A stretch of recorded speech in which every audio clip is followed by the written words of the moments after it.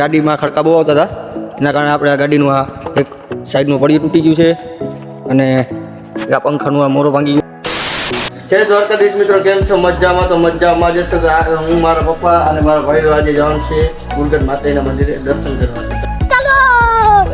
તો મિત્રો આપણે લાલપરીને લઈને નીકળી ગયા છીએ રોડ તરફ, કેમ કે આપણે જવાનું છે ગુરગટ. ને આપણી લાલપરીમાં 2 જણા નહીં, 3 જણા નહીં, પણ 4 જણા હતા.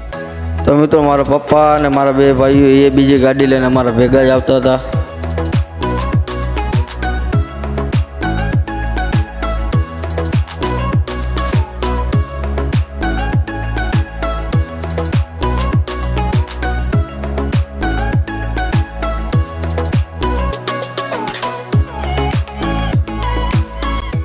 હેલો મિત્રો, તો આપણે આવી ગયા છીએ આપણા વિનોદભાઈ આગળ ને એને તરબૂચનો ગલ્લો છે અને તરબૂચ મોરે છે. કેવું નીકળે તમને બતાવું. અને આ છે એના તરબૂચ, તમે જોઈ શકો છો.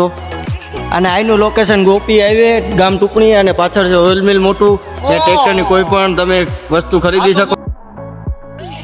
અને તરબૂચ જોઈ લો, તમે લેવા હોય તો તમે આવી શકો છો ટુકણી હાઈવે ઉપર. અને આ છે આપણો વિનોદભાઈ.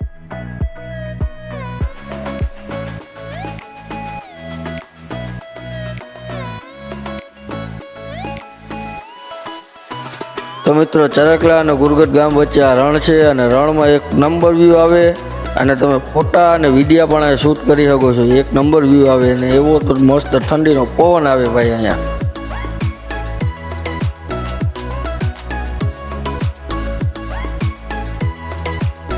તો મિત્રો આ ગુરગટવાળા હાઈવેનું કામ ચાલુ છે, એના કારણે ગાડીમાં ખડકા બહુ આવતા હતા. એના કારણે આપણે આ ગાડીનું આ એક સાઈડનું પડ્યું તૂટી ગયું છે અને આ પંખાનું આ મોરો ભાંગી ગયો છે, એ તમે જોઈ શકો છો. અને અટાણે અમે તડકાના એ ઊભા છીએ.